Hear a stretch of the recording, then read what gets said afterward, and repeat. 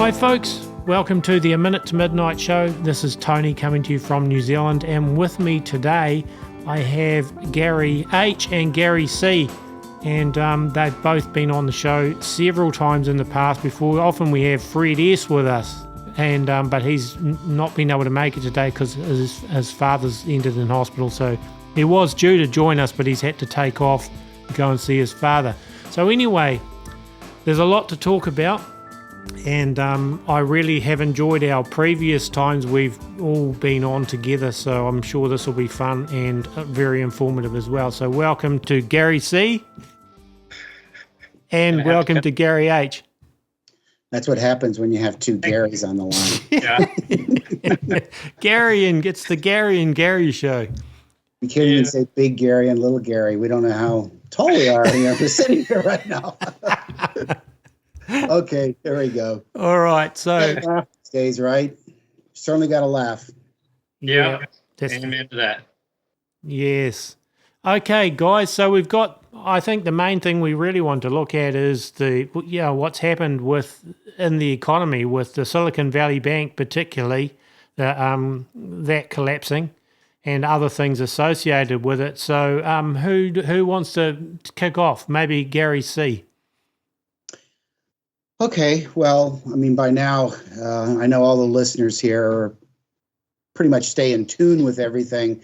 We've had that the two banks, of course, that went down, the California Silicon Valley Bank, and then the one in New York that the Fed shut down. And that just has started it's somewhat of a cascade within the banking community. I'm understanding that a lot of small banks, there's some, can you call them small runs? I don't know if you could call it that, but people, a little bit of panic has set in. Of course, there were so many mixed messages that came out on Sunday where Yellen was on the Sunday morning news program saying there will not be a bailout, no bailouts. And then by Sunday evening, they guaranteed everybody's deposits, whether they were insured or not insured. So I don't know what you call that. They said they guaranteed all those deposits, but that sounds like bailing out to me. What's really ironic here is they like to talk capitalism, and then as soon as there's as long as they're making money and there's no problem, but then as soon as there's a problem, they switch to socialism, which is meaning taking money from others to give to those banks, and it's just. It's a terrible set of events. And what really is, I think one thing that really is glaring through this is that back in 2008, when we had the crash then, that was the TARP that bailed out the banks at that point. Pretty much for 15 years, the Fed has been performing that, printing money, quantitative easing, as they like to put it. It hasn't really stopped. And near zero interest rates. And so now we get to the point now where the Fed was raising those interest rates very quickly. And what a lot of economists, people like Brandon Smith and others were talking about is that this is going to be causing a major problem in with the financial markets. Of course, inflation was growing out of control. It is going out of control. So in an attempt to reel that back in, they start raising interest rates to, in essence, bring back in that money that's been free flowing. And then what we have now is financial in the financial markets. We're reaching a critical area there. So it's like getting caught, I guess, between a rock and a hard spot. And the Keynesian economics plan sometimes can work for a short period of time, but in the long run, this is what results, and that's where we're at right now. So it's anybody's guess what happens next. So far, the stock market has not reacted to other than being up and down the last 2 trading days. It's kind of a wait and see what happens next, but it's certainly not a good situation at all. Not at all. No, and actually, if I looked at it today, Moody's have cut outlook on the US banking system to negative. That's the whole banking system, according to them, rapidly deteriorating operating environment. So Moody's bank, they've said, or they're not a bank, but they monitor the banks. They've said we have changed to negative from stable for our outlook on the US banking system to reflect the rapid deterioration in the operating environment following deposit runs at Silicon Valley Bank, Silvergate Bank and Signature Bank, and the failure of SVB and SNY. That's what the Moody's report stated. So the outlook doesn't look great. So Gary H., what are your thoughts? Well, Gary C. did a very good job of kind of rounding up everything. I want to talk about kind of another aspect of the whole thing, but I want to see what you guys say first. Well, what I would just add, I guess what I would add to it, and this is, I guess you could call it a certain amount of speculation because it hasn't happened yet, but we've been hearing for the last several years from the World Economic Forum about the Great Reset. And we've been hearing a lot that, this march towards 2030 and this Great Reset, and ultimately a move towards a digital currency, the CBDCs, the central bank digital currencies. And what I see potentially happening here, I want to say potentially, once again, it hasn't happened yet, but we know that this is what they want, total control over transactions, which can really only be achieved by moving towards some type of central bank or some type of digital currency, which, by the way, has already been tested in multiple places and has been tested in the United States on a small scale. But I think what has to happen for that to take place is what might be what we're heading into right now, which is a potential, and I didn't read the full article today, but I believe maybe a potential move towards a nationalization of the banking system, especially under the mantra of the fact that everything is so unstable at the moment. The trillions that are in as deposits within all these different banks, that if they had to be bailed out would literally bankrupt the Federal Reserve and all the other institutions. So I can see potentially in the not too distant future, this year, middle year, that they say, well, to save the banks, to save the economy, we need to implement this new paradigm for transactions. I don't know. I mean, I know that's a lot of speculation. I hate to do that when we're not there yet, but I suspect, in what I'm seeing, that this is just the beginning towards a much greater scheme, ultimately moving into that arena. And there's going to have to be a lot of fear probably for that to be accepted. Now, the one thing I would say also, Ed, is there is some pushback through some of the states that are already trying to enact legislation. I believe Tennessee is one of them. I know they're trying to push through that gold and silver, and in other words, precious metals can be used as money for transactions. So I don't want to ramble on here too long on this, but there's a lot out there that we don't know yet. But certainly there's a lot of indicators to show that this is maybe the move we're on, and they pretty much put it out there. It's not like this is a conspiracy theory. This is something that is out front and center and has been discussed quite a bit already. So basically, the Silicon Valley Bank bailout when you're not having a bailout, the bailout when you're not having one, which they're basically doing at the moment. They're setting a precedent, I would think, because there's going to be other banks that are going to fail. And like Robert Kiyosaki on Fox News yesterday or the day before, he basically came out and saying he believes Credit Suisse will be the next one to go. And so if there's going to be other banks, there's going to be a limit to who they can bail out or whatever. So, and the other thing about the central bank digital currencies is watching Nigeria. That's a real test case for the central bank digital currencies of late. I don't know if people realise what happened there, where they basically got rid of their old currency, saying it was dirty or whatever, and bring your old currency in and we'll exchange it for the new one. And of course, people were lining up in Nigeria because they've got a central bank digital currency. Nigeria is one of the most advanced ones, I believe.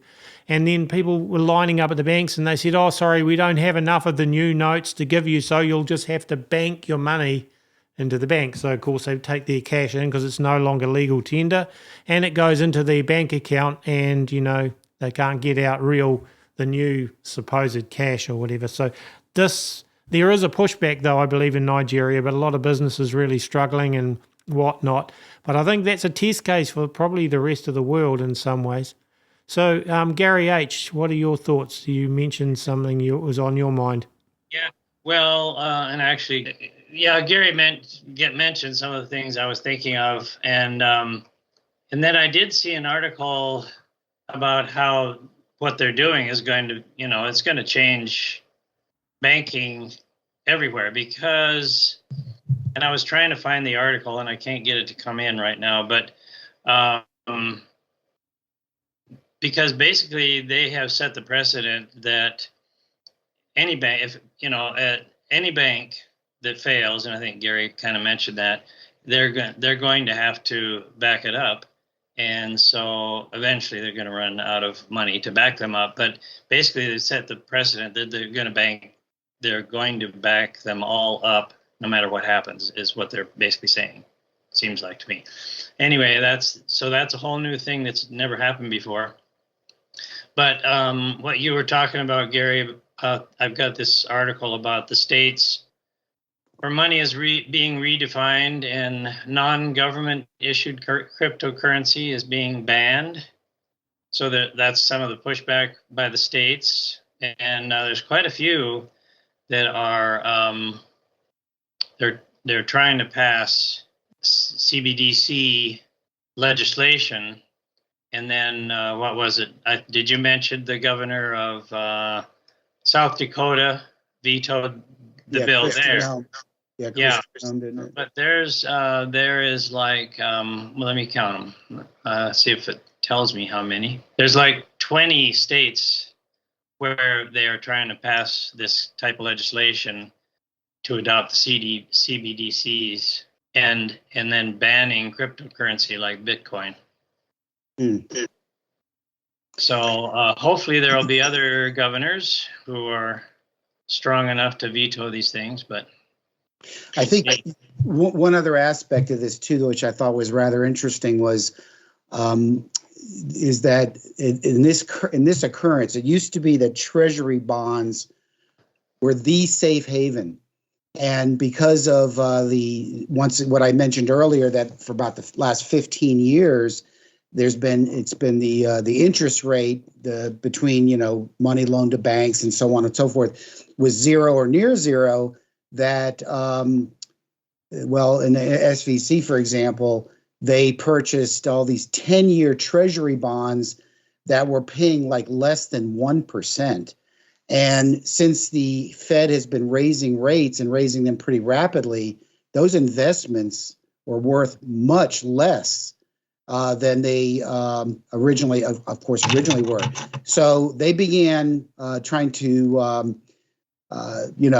divest themselves of those, and of course that quickly was caught, so to speak. It was realized that they were in the red, and then Jamie Dimon, one of the huge billionaire hedge fund managers, pretty much put it out there that people's money was not safe in that bank, and that's what began the run.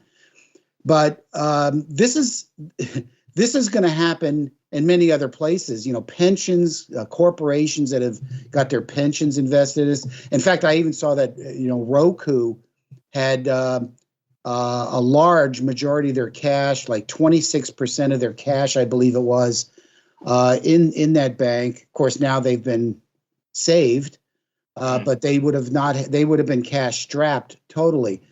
But what's back to the Fed again? The last thing that Powell had mentioned was that was at last week's meeting that he was going to continue up to maybe even 0.5%, I should say. Was it 0.5%? I believe it was on the next rate increase. And then of course the bank failures happened, and now the feeling is that he is going to ease off of that. Nobody knows that yet until he announces it. I think it's next week. But what happens then? You can't save both. You can't save the dollar, and you can't save the financial markets. It's one or the other. So if he does ease back or even ease off, what's that going to do to inflation? Inflation is going to continue to rise. There is no solution here. There is no good solution here. It's going to be interesting. Totally, yes. Gary, have you got any other thoughts? Gary H? Well, yeah, as to what Gary C was saying earlier, that, is this kind of a planned thing? Some of the things that we know, and I just have a couple notes here from a video and from a couple articles, but so if it's planned, then it would be, problem, reaction, solution, possibly, the Hegelian dialectic. And that's, if you make people, like you were saying, Gary, afraid enough, then they're going to demand the solution, which somebody already has planned the solution. So just to give an idea that maybe this possibly was planned, you guys probably read this. Silicon Valley Bank paid employees their annual bonuses just hours before the bank collapsed and was seized. Yeah. Seems like somebody knew something. And then it is unclear how much the more than 8,500 employees received for the work they did in 2022. But the bonuses can range from $12,000 apiece for associates and to $140,000 for managing directors.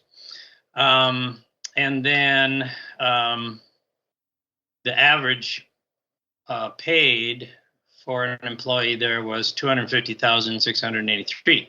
Well, there's a couple other things. It was also previously revealed that ex-CEO Greg Becker sold 3.57 million in stock in a pre-planned automated sell-off just 2 weeks before the collapse. That was pretty convenient. And then at the same time, a CFO, Daniel Beck, sold 2,000 shares at $575,000. So then the other point is the CEO who sold the 3.57 million in stock, he was also a director at the San Francisco Federal Reserve Bank. So he had some very convenient, some insider knowledge there, obviously. So anyway, he was quietly and swiftly removed. I think it might have been planned. That's what I'm trying to say. Yeah, I'd say would think so. And, yeah. Yeah, and so, the CBDC, that would be one reason. The Great Reset, that's all part of this whole business. And of course, just total control through money. So the Federal Reserve, basically, the central banks obviously are all behind. The Federal Reserve is all behind the CBDC, and and they are not government; they're private. So, I wonder how the cartels would react if all of a sudden cash was no longer king. Yeah. I mean, I don't know how, there's so many factions out there in the not so legal world that operate strictly with cash. And if all of a sudden cash was no longer allowed, it'd be interesting just to see where that might go with those entities, Well, I bet you they'll figure out a way. And since a lot of our government alphabet agencies are involved with a lot of these cartels, they'll probably figure out a way to help them. Yeah, sure. Well, of course, illegal transactions is one of their big reasons or big excuses for saying why they want to get rid of cash, to stop those things, which I don't think is really the case. It's just a convenient reason that they use because they want control, basically. But the thing is, I think nobody's money is really safe in banks. That's what is probably the obvious thing at some point here is going to become more and more obvious. So what are the thoughts on what to actually do about it? Because the Silicon Valley Bank is probably not the biggest one that's going to go down. I think there's bigger fish going to be pulled out of the water and down the track. So what are some thoughts on actions? What do we all do? Yeah, that's really a good question. Well, I say we always, there's always the fallback, I guess, of precious metals. Certainly everybody that can afford to percentage of their portfolio, and I would even say I think it used to be said that to really diversify your financial portfolio, your overall portfolio, is to have at least maybe say 5% in precious metals. I think it could be argued that should be higher now. I don't think I need to get into a big long discussion on precious metals, silver, gold. Of course, silver's, boy, what a bargain right now. I think it did crawl up a little bit, about $1 an ounce since this news broke. I know because I just purchased a little bit myself. And the price between purchase that Monday morning and then Monday afternoon and evening and even today, but I actually expected it to go higher than it did. But we also have to remember that the paper markets and the precious metals are what are suppressing the true value of the actual metals themselves. So not to get down that rabbit hole too much, but that's one avenue to take is having it in your possession, not in a bank somewhere, where if that bank closed, even if it was in a safety deposit box, you don't have it in your hands. Other methods would be, really, it still just comes down to things of intrinsic value, things that you can put your hands on, things that you can touch and feel. And as far as investment, I'll just talk about that for a minute. Property is always a good one if you're in the means. And then as long as you're not getting into debt you'd want to do it. Well, absolutely. Because the next thing I was going to say, a great segue, is to get out of debt, is to do everything possible to be out of debt. Because I guarantee you, even if there's a total collapse, there will still be institutions that will be there, government entities that will still be looking for your property taxes and things like that, probably. But then it gets into the preparation zone realm. What preparations? I'm sorry, I'm tongue tied. Obviously water, food, tools, just things that you can use. Once again, intrinsic value is really important, especially if we do end up with a major crash, as we've talked about these subjects in the past. So all those items that fall into the preparedness category, not just a couple cases of water, but having a water source, knowing where your water comes from, having some food, things like that. And then I would certainly, for any cash and everything that is in a bank now, I would definitely not be in any of the large, like Citibanks and in Wells Fargo, places like that. But and I know there's a lot going on right now with trying to get the creation of sovereign state banks, but credit unions, which mine is some of my funds, liquid funds, are in a credit union. I think you got a much better chance on the smaller banks than you would on the large corporate mega banks. those are just a few ideas anyway. Beyond that, I mean, I tell you what, if everything tanks, we're all in deep kimchi, I think. I mean, I have, I'm retired. I've got an income that I'd saved for and pension and things like that. And all that stuff is invested, ultimately behind the door, it's all invested in something.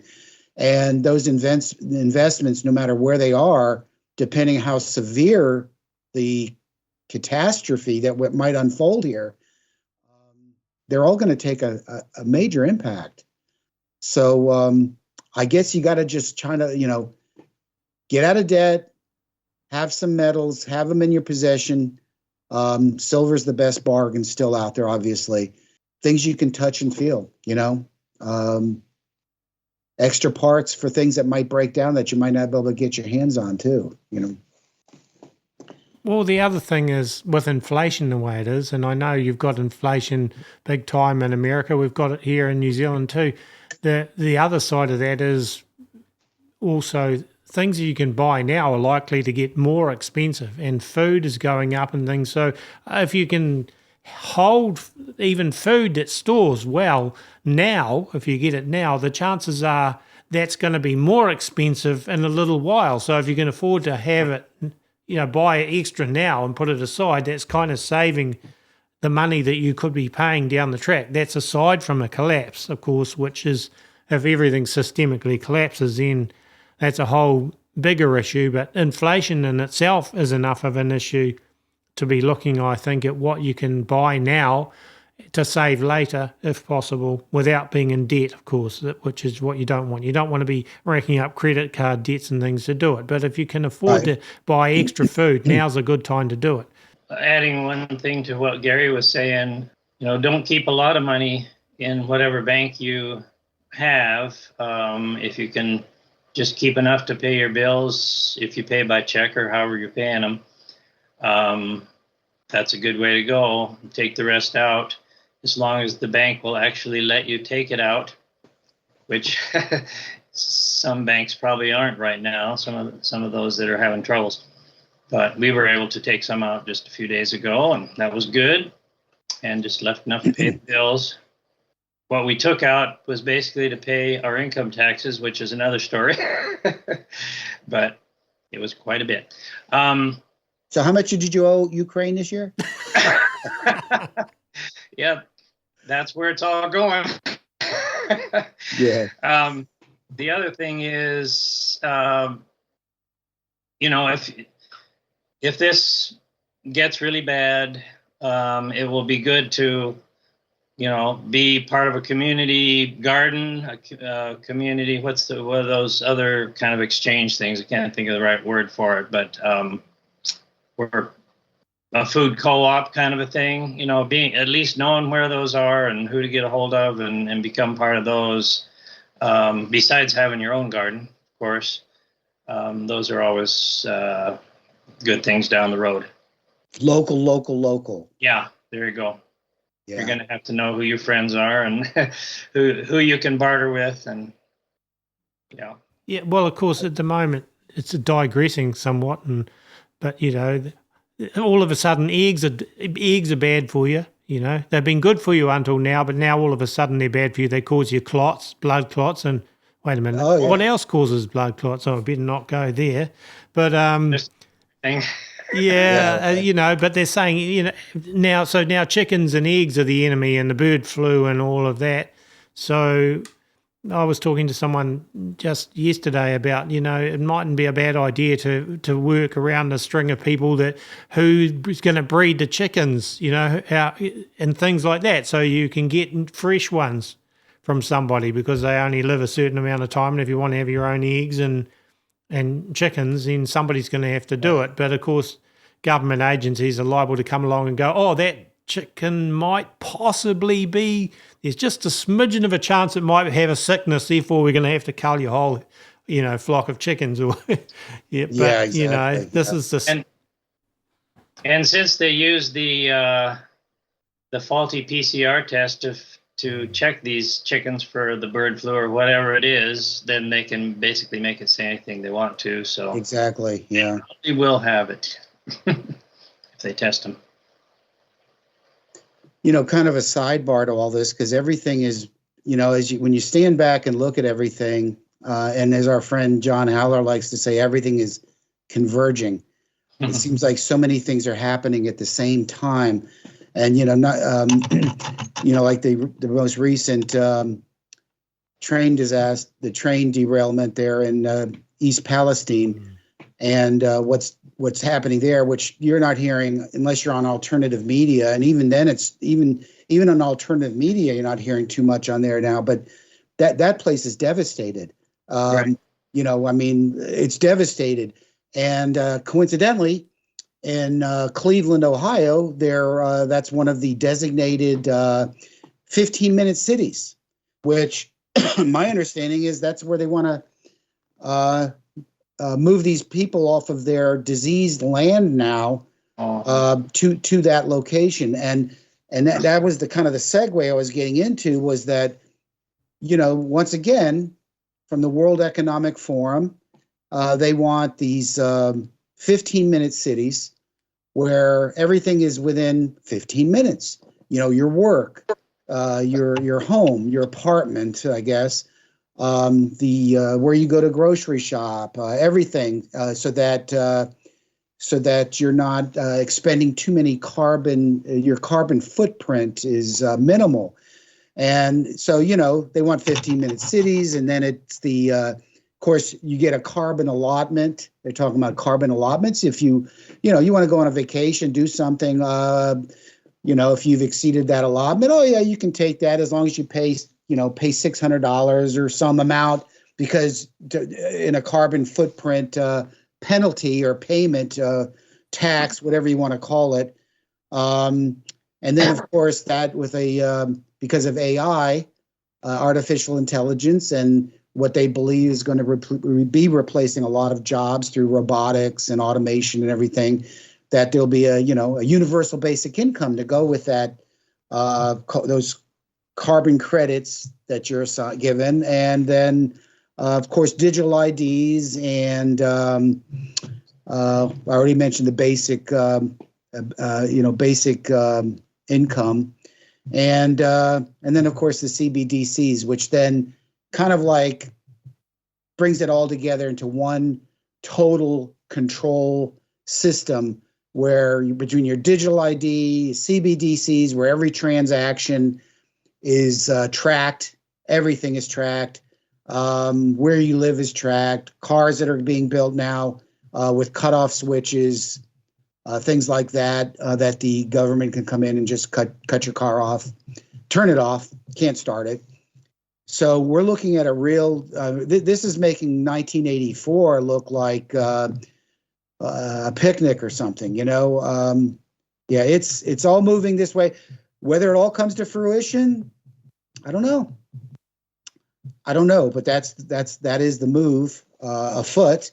And I think back to the whole banking subject and the situation we're dealing with right now and observing, it might be one of the first steps towards that, and then implementing, the CBDCs and the digital IDs and all of that. And it makes bailing banks out look like a very integral part of the whole possible plan, because then they get to control everything, the more they do it, and then eventually go, well, we can't save the whole system, therefore we have to replace it in whatever way they're going to do it. I know, we probably all three of us like to read Brandon Smith at Alt Markets articles, and his latest one was pretty interesting. I'll just read a little bit of it, and he was talking about the whole, the Silicon Valley Bank going down, and he says he believes it's just the beginning. SVB's failure may not be the initiator, only one among many. And he says he suspects that in the scenario, larger US banks may avoid the kind of credit crash that we saw with Bear Stearns and Lehman Brothers in 2008, but contagion could still strike multiple mid-sized banks and effects could be similar in a short period of time. With all the news flooding the wire on SVB, it's easy to forget that all of this boils down to a single vital issue. The Fed's stimulus measures created an economy utterly addicted to easy and cheap liquidity. And then I'll skip a bit further down the article. He says there are many financial tricks that might slow the pace of a credit crash, but not by much. And here's the kicker. Unlike in 2008, the Fed has created a situation in which there is no escape. If they do pivot on the interest rates and things and return to systemic bailouts, stagflation will skyrocket even more. And if they don't use quantitative easing, then banks crash, companies crash, and even bonds become untenable, which puts the world reserve status of the dollar under threat. What does that lead to? More stagflation. In either case, rapidly rising prices on most necessities will be the consequence. So, it's a kind of a damned if you do and damned if you don't situation, but I don't believe it's any accident that they've put us in that situation, and the Federal Reserve is the driving force behind the way the whole thing's gone, really. Exactly. Yes. Yeah. So I suppose probably the one thing we haven't looked at is, from a Christian angle here, it is looking more and more like we're leading into the Revelation 13 scenario with the mark of the beast coming up and no one can buy or sell without it. It may not come in the very immediate future, but you can see it's so clear to me how it's all dovetailing in that direction. Yeah. Yeah, this would be the infrastructure for that they're leading to now. And back to what the other Gary, stated a few minutes ago, and I mentioned local. I think at some point here, when all of that is implemented, if you're not going to be part of that system, then you're going to have the means to barter and obtain, foodstuffs, things like that. And I think it's very important to try to establish those relationships, trusting relationships, finding out who your local butcher is, your local produce, local farms produce. I like where I live. I'm in the country, and I look all around me and I see livestock. I see steaks. No. A little humor there. But no, but seriously, it's really important to do that. And because at some point, those, even those silver rounds may be needed for such purchases. You can't eat them, but they may be taken in as trade, things like that. So it's something very much to really be thinking about and putting into place, and knowing your neighbors, trying to get closer to them, and getting into trusting relationships, because I'll tell you, kind of a segue too into what we're dealing with now on the rumors of wars between the escalations going on in Ukraine. In fact, just today, a $17 million U.S. drone was taken out by two Russian planes. It's really interesting how they did that. They didn't shoot it down. They didn't use missiles. No, they literally butted it to the ground in a way. One of them got in front of it and was spilling fuel so that it took out its avionics, or I don't know about the avionics, but its surveillance capabilities. And then the other plane came up and literally with a wing clipped some of the propellers on the rear the rear propeller, and it, of course, crashed into the Black Sea. So, look, any of these things could, wars have been started in the past over less. So all that to say is that in a moment's notice, we could be at war. And I really don't think a lot of people are talking nukes. In my humble opinion, America is too valuable with its resources, I think, to actually be taking intercontinental ballistic missiles, ICBMs. In other words, destroying it, and with all the radiation and the destruction that comes with that. But I think it's very, very, very possible of an EMP, and we certainly heard about that for years now, where infrastructure is left in place, sit back, and estimates have been made that within a year, 90% of the population would there would be a die-off between starvation, disease, gangs, and raids and things like that. So horrible, horrible thought. But all of these things are out there, and I think it's a real good argument that we're in those end times. How long it lasts before things really, really, get really bad is anyone's guess. Only the Lord knows, literally. I'll just say that, when I get very discouraged and disgusted by what I see going on around me, our government, it's like nothing's being hidden any longer.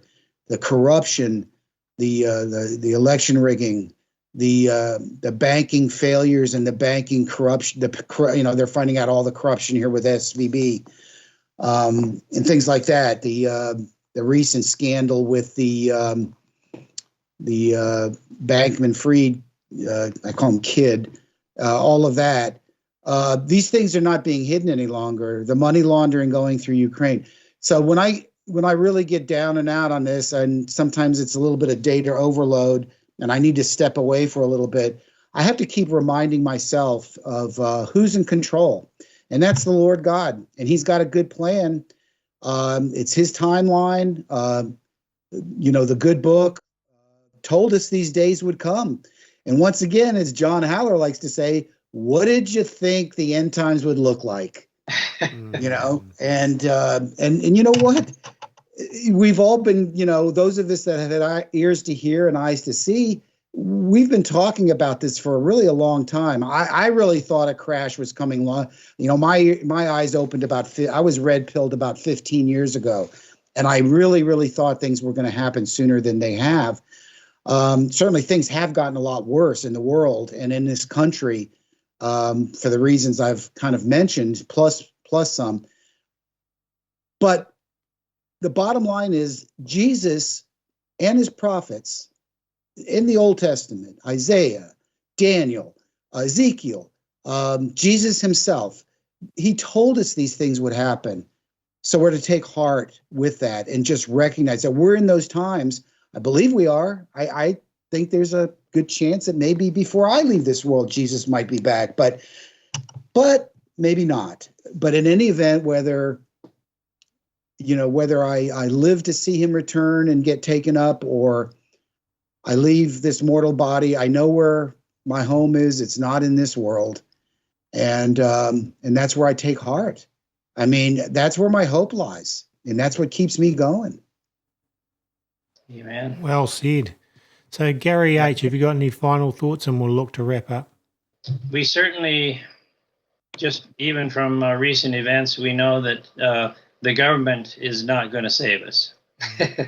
So, I saw somebody mention that they have plenty of money to bail out the banks, but no money for the people in East Palestine, who are suffering from that disaster. So that it is only God that we can look to for our help in times of need. That's all I got to say about that. Amen. Plenty of money to send to Ukraine, but nothing for anything else, it would seem. Yes. And money for climate change ventures, but no money for everything else. But yeah. Okay, guys, well, it's been a really good discussion, and thank you for both coming on, and we'll have to do it again, I think, soon, and we'll try and get Fred next time. It's hard with getting everyone together at the same time, but it's always good when we have it 4 ways. So thanks, guys, anyway. Thank you, Tony. Thank you. And folks, don't forget aminutetomidnight.com. That's our website. Visit it. Subscribe to our website if you haven't already done so by going down the right-hand side of the page where it says subscribe to blog and enter your email address. And remember, A Minute to Midnight's run 100% by donations. And again, as I always do, I like to say a big thank you to the people that do donate to help us keep it running. We couldn't do it without your help, but man, you're a great bunch. So thank you, and if anyone else wants to help, you're welcome to donate at aminutetomidnight.com. And the video music is written, played and recorded by me as well. So God bless and stay safe, and God willing, we'll be back with another episode of the A Minute to Midnight show in the very near future.